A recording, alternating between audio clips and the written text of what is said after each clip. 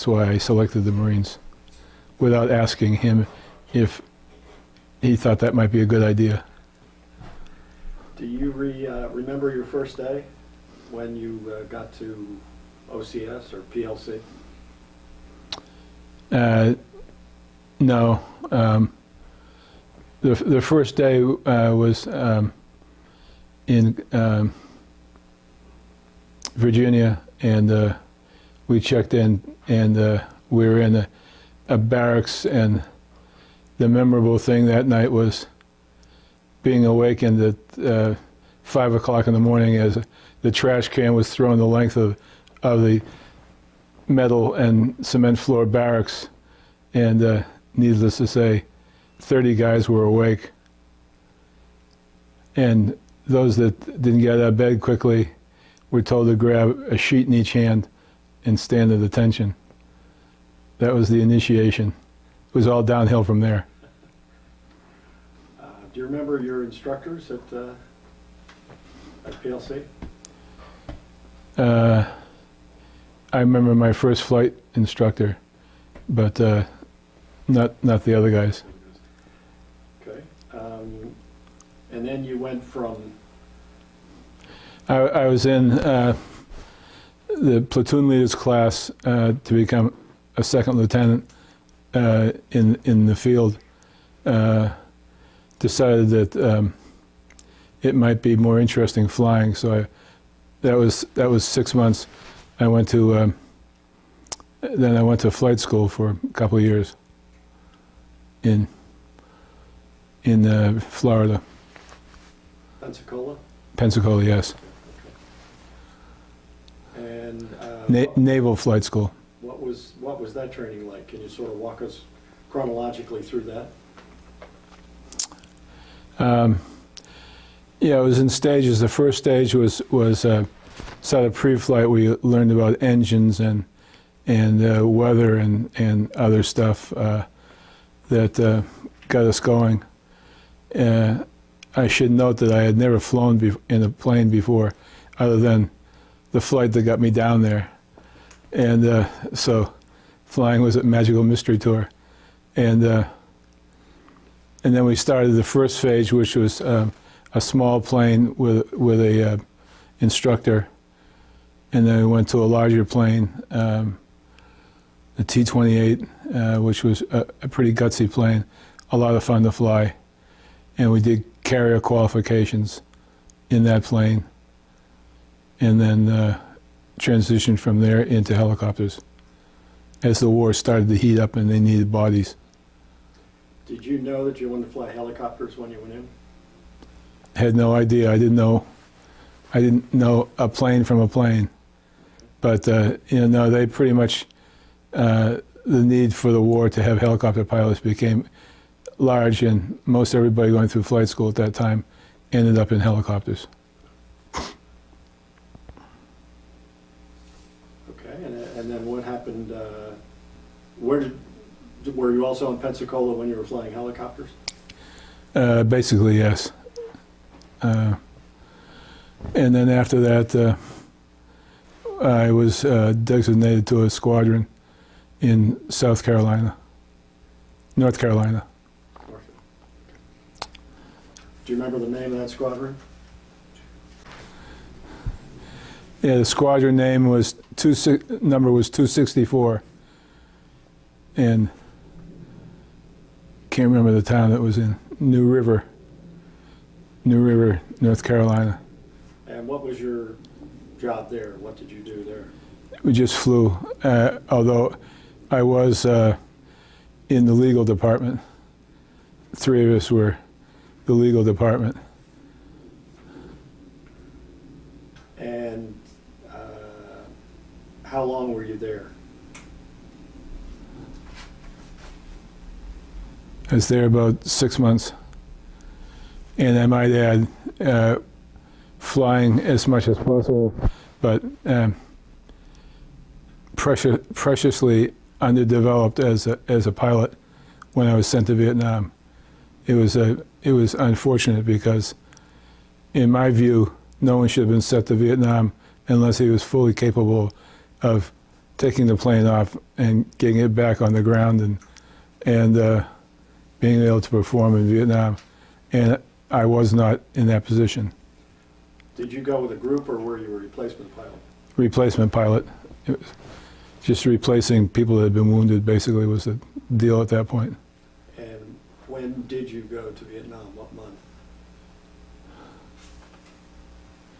February of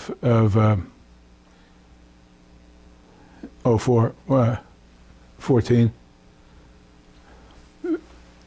66. I went to Vietnam February of 66. And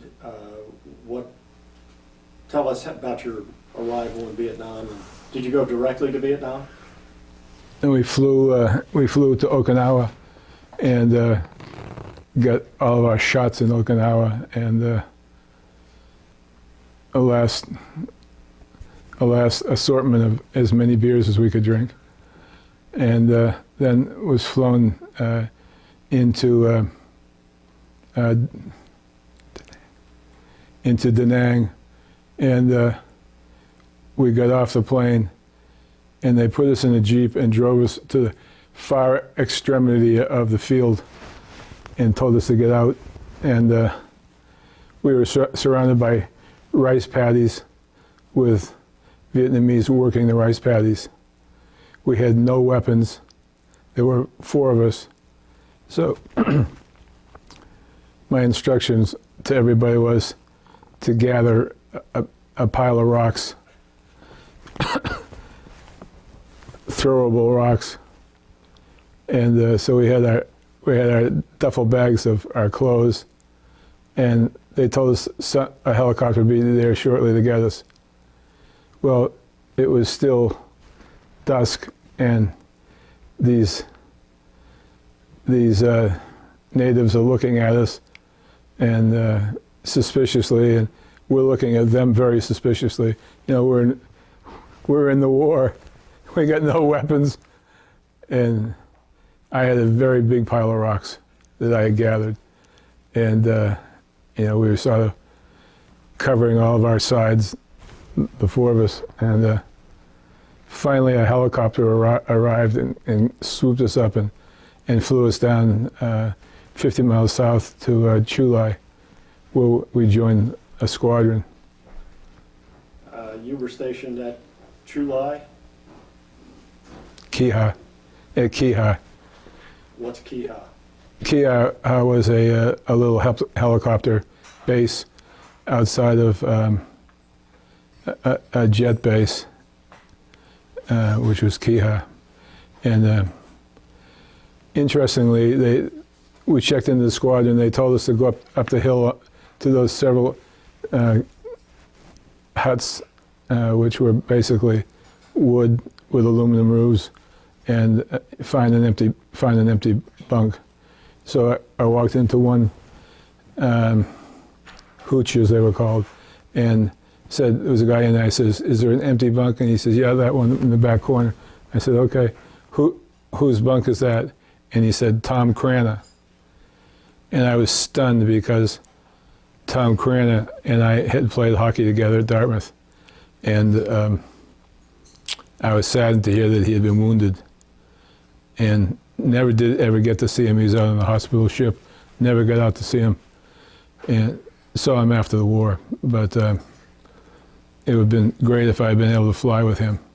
And in fact, I thought he was flying jets, so I was really stunned that he was in helicopters.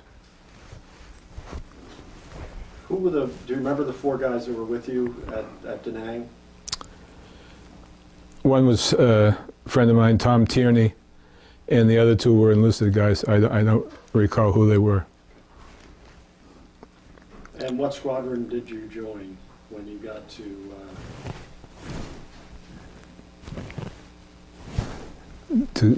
2, 3, 6. Go ahead. Yeah, the number of the squadron was 363. And what aircraft did you fly with that? We were flying the H-34, which is the only helicopter I'd really been flying up to that point. poorly, I might add. Okay, what was your first day in country like? Or your second day in country, I guess I should say. Well, the first day in country, when we got there, they had a beach party. And I said to Irish Tom Tierney, I said, "This is the way to fight a war."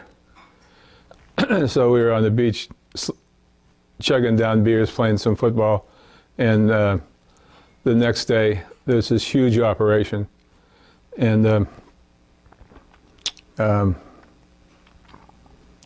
it was maybe the biggest operation that year. And it was a lot to have on the plate that early. Do you remember what the name of it was? Utah. And basically it was moving troops to an area where a lot of helicopters had been being shot at. So we were trying to clean up the area. Were you shot at that day? Yeah, it was intriguing because I was flying right behind the squadron commander, and we were flying along right over a river, probably 10 feet over the trees over a river. We flew out. First time we went out, there was no activity. We circled up, got to altitude, flew out to the site, circled down, dropped the troops off, went back and picked up more troops, and started flying down the river again. And with all of my infantry basic training, I said, "This is not smart. You don't retrace the same ground." And just as I was having that cogent thought, a machine gun opened fire on us, and the first 4 planes were hit. And the commanding officer called for damage, and pilot in my plane called and said he was hit, and I almost fell out of the plane. I said, "Hit? What the hell do you mean you're hit? I can't fly this plane." So the bullet had come in behind the crew chief's head, who sat below us, and went into the seat pan of the pilot, and a piece of metal had chipped off the seat and lodged in his leg, and he had blood running down his leg. So he said, "Okay, you got to fly to the hospital." I said, "Fly to the hospital? The only thing I know is that to the east of here is the Atlantic Ocean." I said, "I have no idea where a hospital is." He said, "Okay, you fly, I'll tell you where to go." So we got there. So he climbs out of the helicopter on his way out. He says, "Don't touch anything."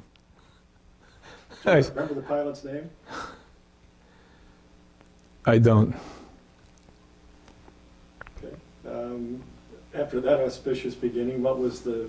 Oh, first of all, why don't you explain how many people were in the H-34? Okay. You were flying co-pilot, I assume. Yeah, I was the co-pilot, and there's the 2 gunners, the chief of the helicopter and his assistant. So that was 4. That was a 4 crew, and we probably had 14 to 16 Marines in the belly. Infantry with full packs and weapons. And so how long did Utah go on? It lasted probably a week, and the pilot I was flying with got a Band-Aid on his cut. He was fine, and no one else was hurt in any of the planes. And it was a very successful operation. We cleaned out that area, and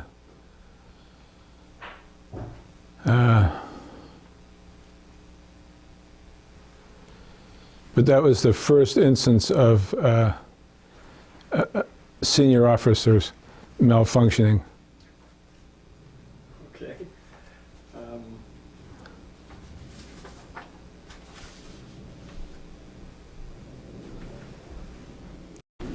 So was your job just troop insertions, or did you have other duties with them? No, we did a lot of different things. It was a big area of South Vietnamese troops, so we would resupply the troops, move the troops around, do medevacs, medical evacuation.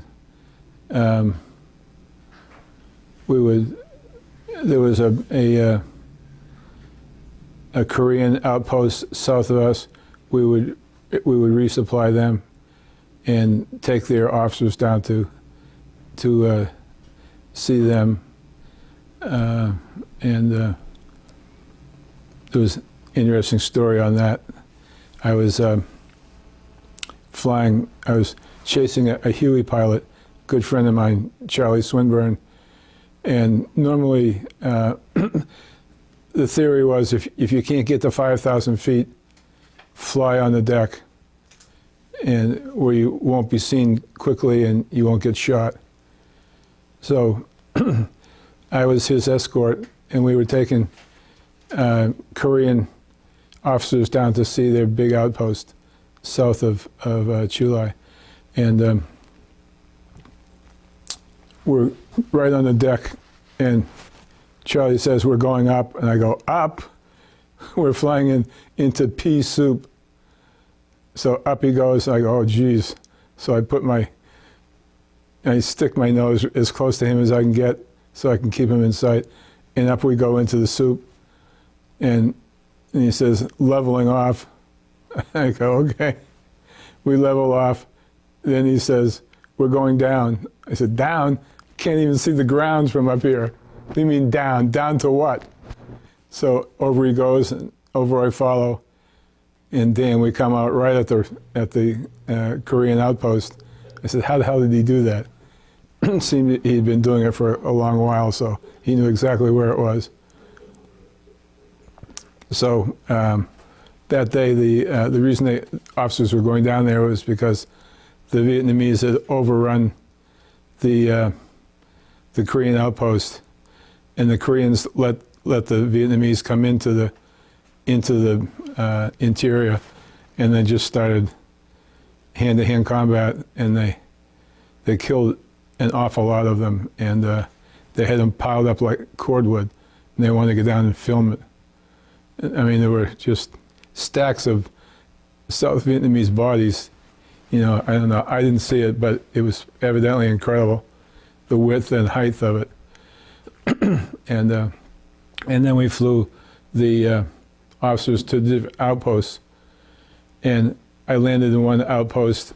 I had to land at the bottom of the hill because there's no room at the top, on the top of the hill. I land, co-pilot actually was flying, a very junior co-pilot. He landed, and the officer gets out of the front, the helicopter walks around to the front and freezes, and comes back and says something to my crew chief, and the crew chief says, "Sir, we're straddling a tripwire of a Bangalore torpedo, which would have blown the helicopter into very small pieces." And I said, "Okay, go look at it and tell me what you think." So he went out and looked at it, and he gives me the thumbs up, and we're straddling the damn thing. And he came back in and said, "Yes, sir." And I said, "Okay, the critical question, go look at the tail wheel." He says, "Yes, sir." He came back and said, "The tail wheel is on the right side of the tripwire." I said, "Of course it is, because the tendency when you pull on power in an H-34 is the tail is going to swing to the left, which would have tripped the wire." Somewhere along the line, I said to my co-pilot, "I have the aircraft." And then I called Charlie. I said, "Charlie, if you hear a loud bang, it's because I've been blown away." And I said, "Tell my wife and kids I love them." And so I pulled on the power, put the left rudder pedal as far to the floor as I could so the tail wouldn't swing, lifted up, and we got out of there. You were now, I take it you were now a pilot as opposed to the co-pilot? Yes. Okay. And did that have a designation? Aircraft commander. And you were still flying out of Chulai at this time? That's correct. Or out of Kihah? Yeah. Okay. What was life at Kihah like? When we first got there, they were all tents. And then later on, they transitioned to where they were wooden platforms and actually wooden sides and with mosquito netting and a metal roof. And we had a bunk and we had a trunk and a bed. That was basically it. It was pretty austere. And just run through a typical day. Typical day, get up like 7 o'clock in the morning, and you'd have an assignment that you'd be posted to, and you'd get up and have breakfast, go out and, to the plane that you're assigned to. You'd meet your co-pilot and the crew, and if you were flying with other planes on a mission, you'd discuss with them what the mission was, and off you go. You'd go pick up the troops if that was what it was, or supplies, or wherever. Was there one mission that you feared the most or coveted the most? Yeah, actually, you didn't want to fly medevac, because if someone was wounded, had been shot, that meant there were people shooting. So, good idea not to be going there. As one I liked, there was an outpost down south that Irish Tom flew with one pilot, and I flew with a guy, and we always ended up going down there, and that was special because we were down there for search and rescue for the Vietnamese, and they sort of left us alone. We sort of hid down there. That spurred a thought. Can't remember what I was going to comment on. So how I get into Tom getting shot. One of the ones that was undesirable was search and rescue flights. In fact, my worst day in country was, and it was a random thing. It was sort of a rolling assignment, and there would be 2 helicopters, and usually the pilot and the co-pilot would be from one squadron, and then this other plane would have 2 from another squadron, and we would just be on standby there to go. If one of the jet pilots got shot down or had to bail out or whatever, we'd go find them. And I was assigned there one time, and there was a big operation going on at that time, and I had been assigned to, when I first got there because of my lack of experience, I'd been assigned to a guy that I flew with every day so he could work on my skills. His name was Tom Bird, and Tom was a hell of a nice guy and really helpful to me, and kept pushing me to improve, and was critical at the right time, and really made me into a pretty good pilot. At least one that wasn't afraid of being given the plane. So when I came back from my stay at Chulai on search and rescue, I was walking up the hill, and Irish Tom was walking down the hill, and I said, "So how was the big operation?" And he said, "You didn't hear?" And I said, "Hear what?" He said, T-Bird was killed. T-Bird being the guy I flew with all the time.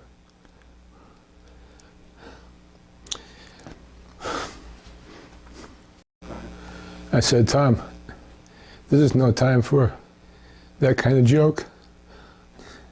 He said, no. I was flying on his wing. He said, he and Noah, another senior pilot, they both come over to Vietnam with the original squadron about 10 months before. So they both were really terrific pilots. And he said, for some reason, the plane, one of them must have been shot or something. The plane went inverted and just crashed in, and it was a big fire. And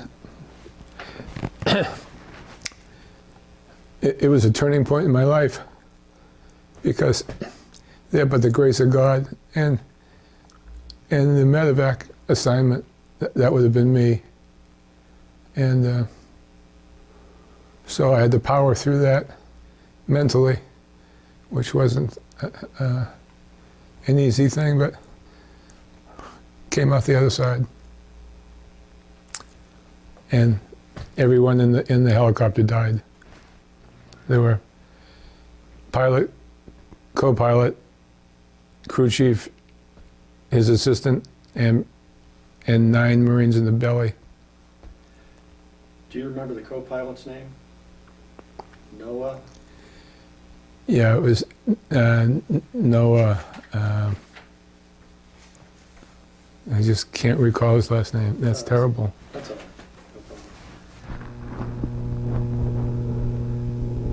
No problem. Were there many people killed in your unit, out of your squadron? That was the worst tragedy that we had. Occasionally people would get wounded, but it wasn't, I would say that we were probably fairly lucky with the casualties that we took. And what did you do when you weren't flying? Did you have additional duties? Yes, there were all kinds of squirrely assignments. Basically, at one point, I was writing up flight reports of the different squadrons, getting them characterized how their time was spent. Did you, what did you do for entertainment? Other than the Bob Hope tour, which was always well received, the main activity was going to the O Club and consuming alcohol. And with one eye peeled to the tent where the operations tent. If a Jeep started coming up the hill, the first thing you did was go to the bar and order 4 more beers, because you wanted to be drunker than everybody else, so you wouldn't get called to go fly. And this was a tent that was carved into the side of the top of the hill, and so there was always a stream that you had to wade across to get to the bar from the tables. It was a joyful place, and they also had movies that we could go watch. How was the food? The food was abominable. When they take a tin can that's about 6 inches wide and probably 8 inches high, and they take the top off and they start forking stuff out that looked like hamburger patties, and they cook it, and it appears like there's little things running across the top of it. It's not my idea of great food. If it weren't for peanut butter, I would not have survived Vietnam. In fact, to this day, I have to have peanut butter every day.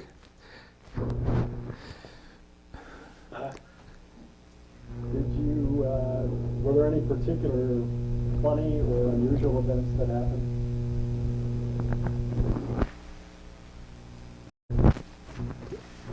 One of the guys in the squadron was a hoot.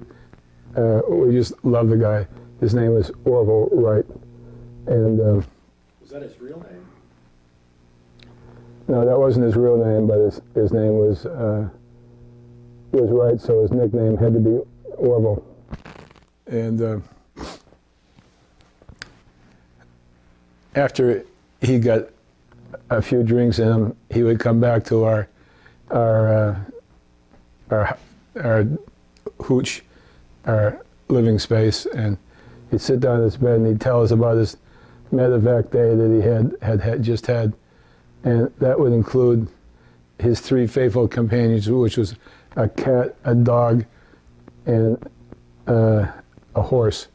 Now the horse was the key ingredient because he would land in a hot zone and the horse would jump out of the helicopter and go and rescue people out in the field that had been shot.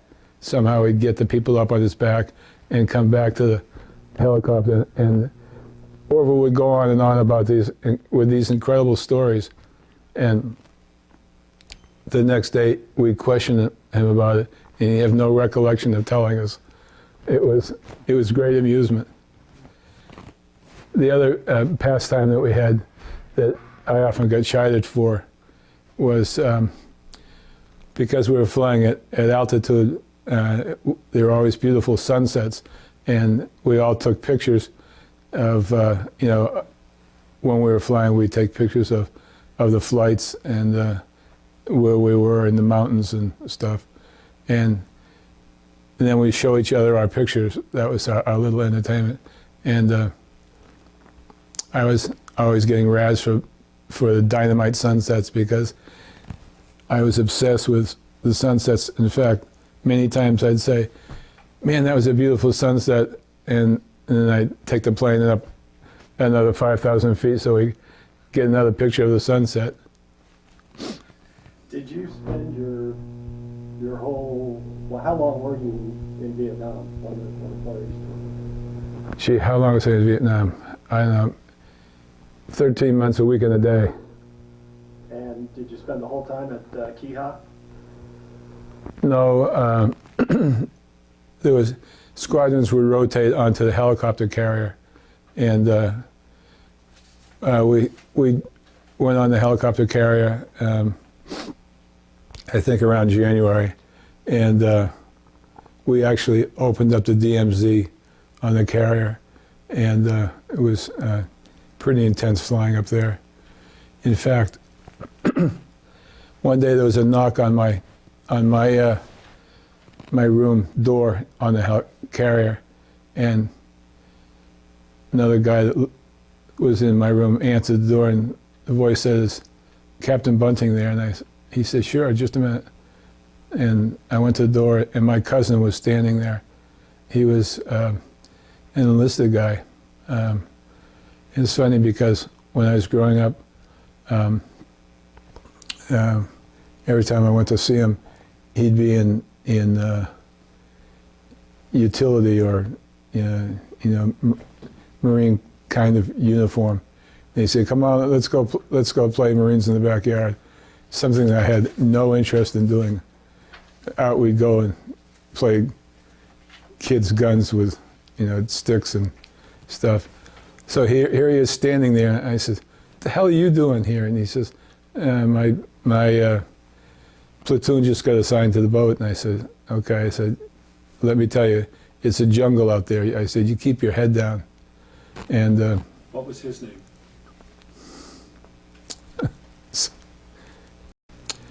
His name was Larry Blair. So we had this real hot insertion. It was real ugly territory. It was like being in the middle of a bamboo forest. It wasn't bamboo, but that was sort of the feel it had. And evidently, he was in there, and I went in on a search and rescue and pulled him out, and he found out that I had pulled him out, and I became like a family hero. Totally, glad to have pulled him out. And he'd been hit 4 times in the stomach with a machine gun, and he survived that. And then he went back for 2 more tours, and became a highly ranked officer in the reserves. And scary stuff. I do remember going back in to pull people out of there, and you know, I didn't recognize that he was one of them, but we pulled, I would say, maybe 10 people out of there, and they were really shot up pretty bad, so I'm glad he made it. How long were you aboard the ship? Um, And which ship was it?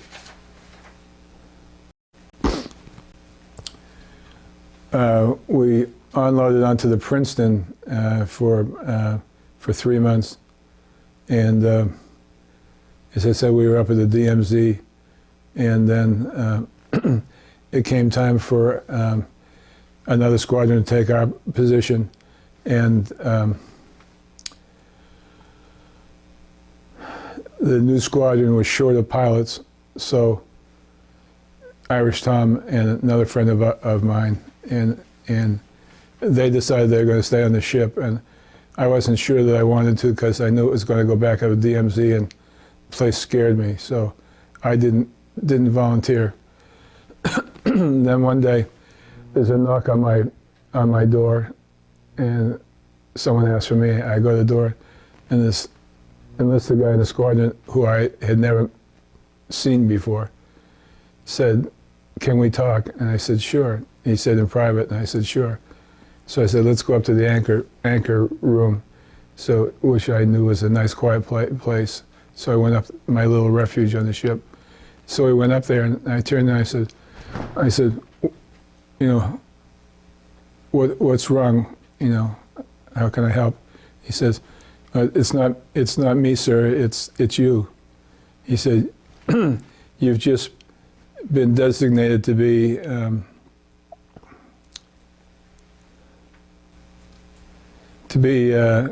when we get off the ship, you're going to be designated as a forward air controller." At which I blanched, because forward air controller means you're on the ground with a battalion and you're calling in airstrikes, not someplace you really want to be. So I said, I didn't know who this guy was. And I said, "Look, I really appreciate what you're doing for me. It's an extraordinary gesture." And I said, "If you ever need me to step in your career," I said, "you find me and I'll do anything I can for you." He said, "Thanks, I appreciate that."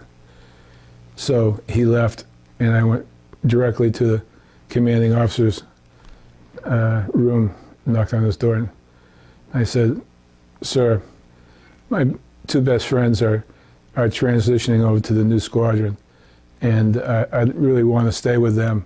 So is it possible to do that?" And he said, "I don't see why not."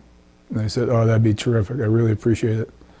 And so I was able to sidestep being a forward air controller, which, by the way, a lot of jet pilots were assigned that and had a very difficult time dealing with it.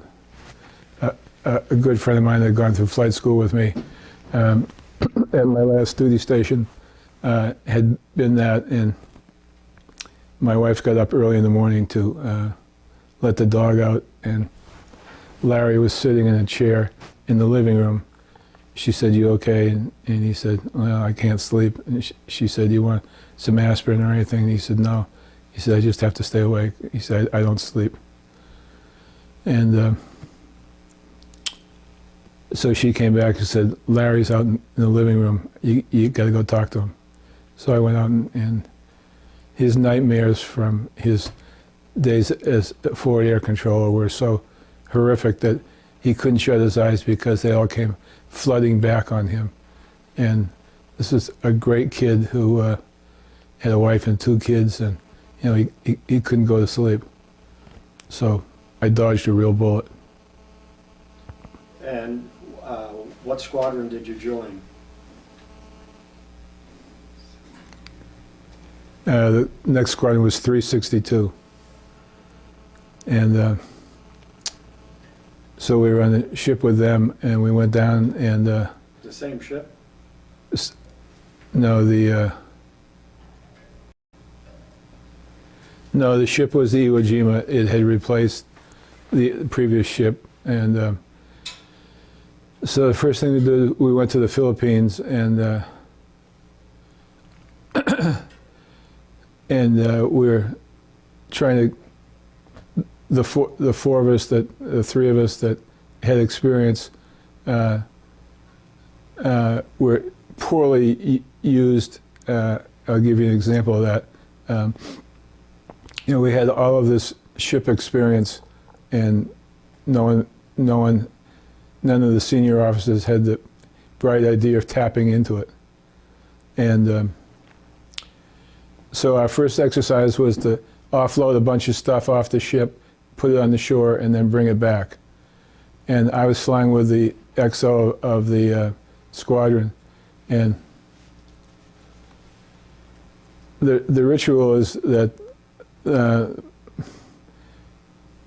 the pilot, he was the pilot, I was his co-pilot, would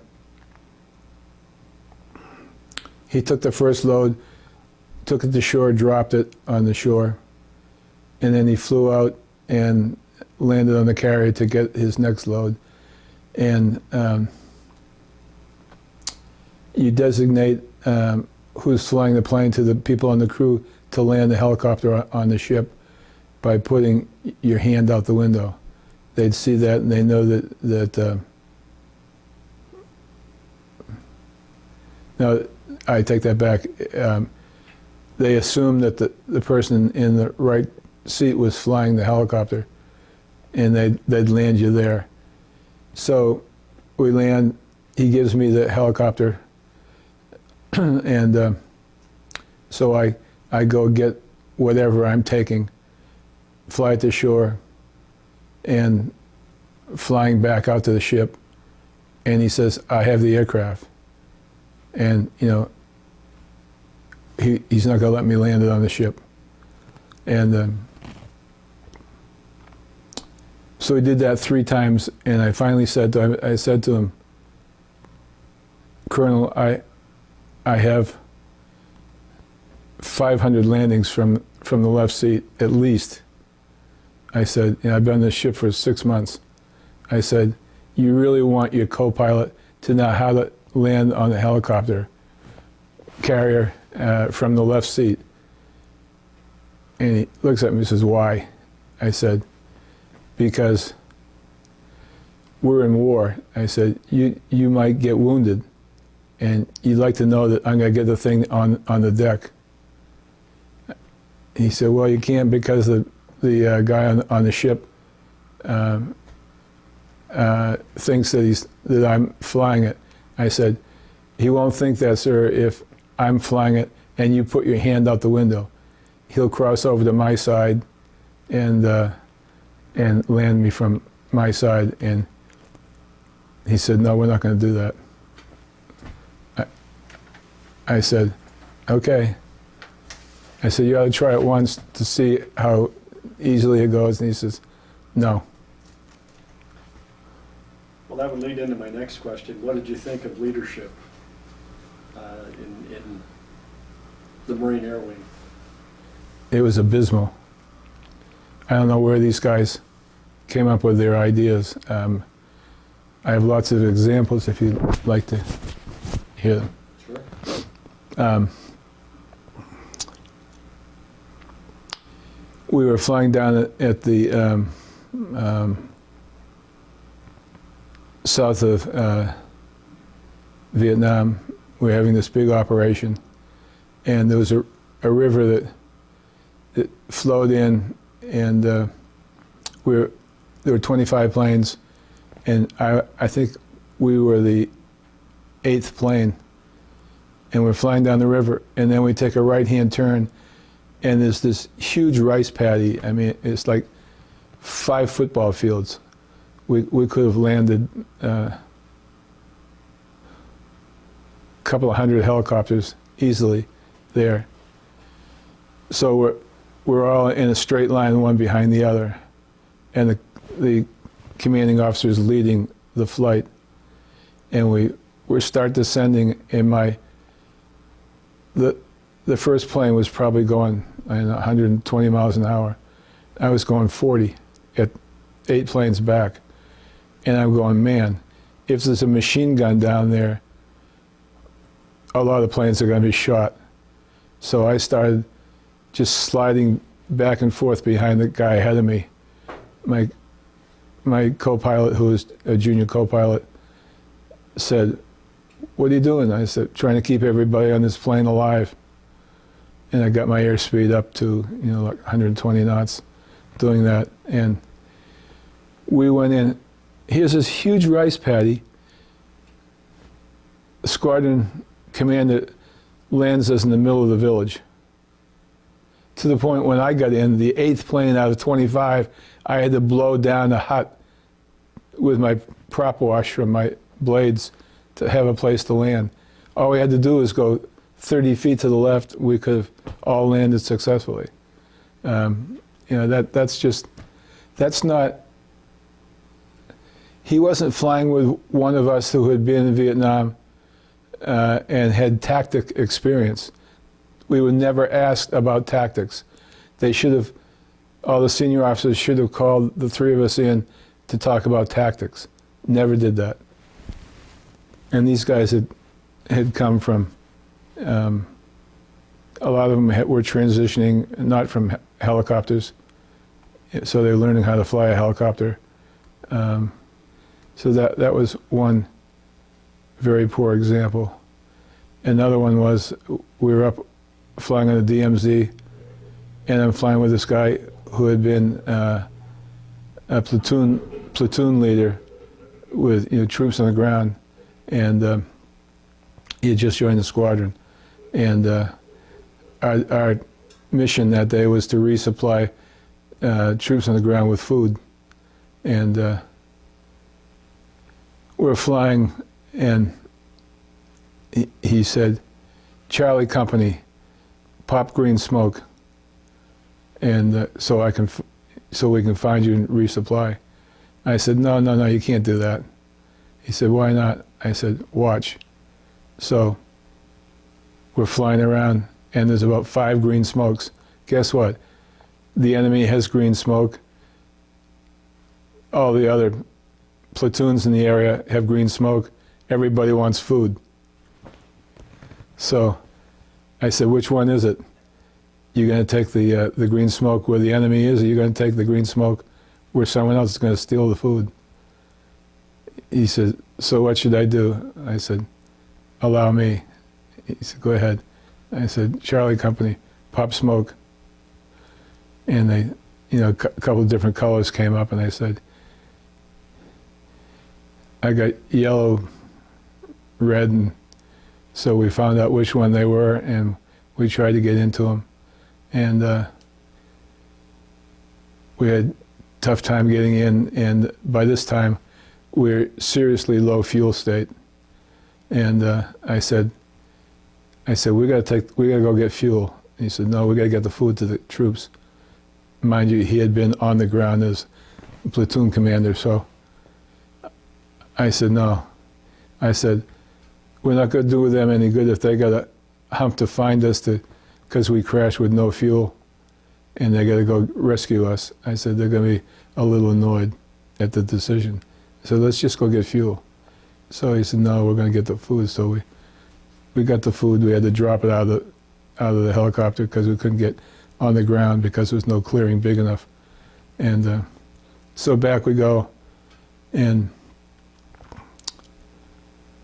when they took the cap of the gas tank off, it was just lots of fumes coming out. And the crew chief looks up at me and gives me a raised eyebrow. He obviously was scared. And it's just bad decision. And that same guy tried to kill me again. And our mission down in the Delta was to pick up troops and fly up the beach to this village, go past the village, circle around and land on the beach and drop the troops off. We're flying up the beach. We come to the village. Suddenly, for some reason, he flies over the village. Next thing I knew, I'm hearing machine gun fire.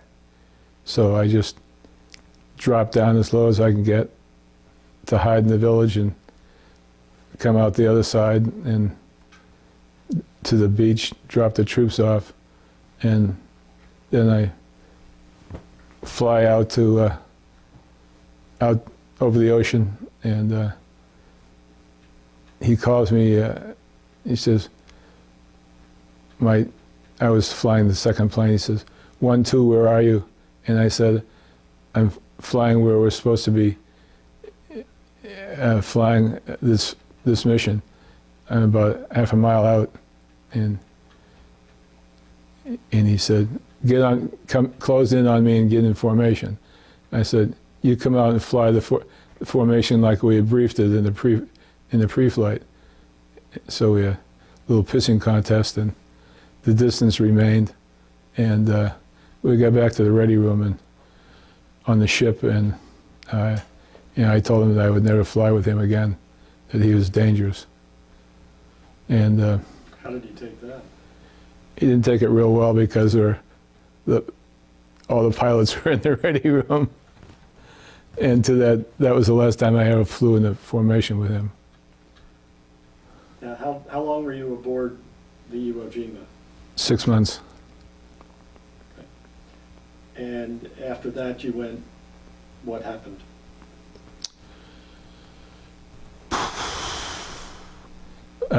Went home, and we offloaded at Kiha, and then we got assignments home. And what was it like when you got home? Sweet. No one was shooting at me. Did you get out of the service after you got home, or what did you do then? I was assigned to Beaufort, South Carolina, as a search and rescue pilot for the jet base there, and then I was out of the Marines after that. And did you go right to work, or did you go back to school, or what did you do? No, I got out and went right to work.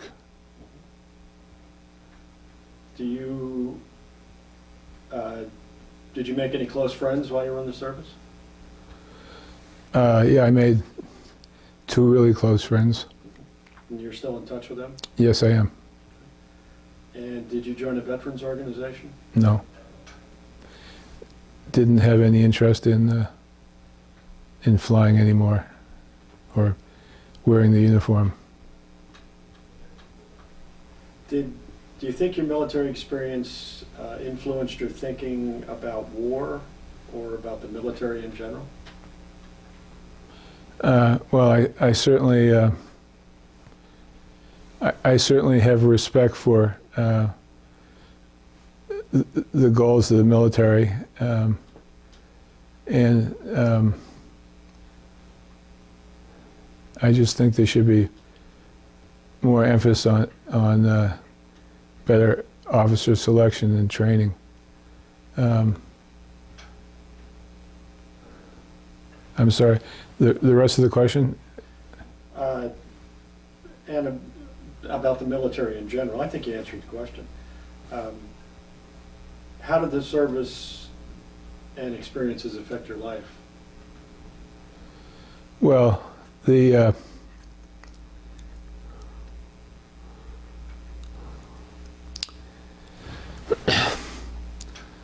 death of T-Bird was like a milestone in my life, because from that point on, it's like I've been given a free birth, and so it puts everything else in perspective, and yeah, I think that's the important thing. Okay. Is there anything you think we haven't covered that you'd like to add?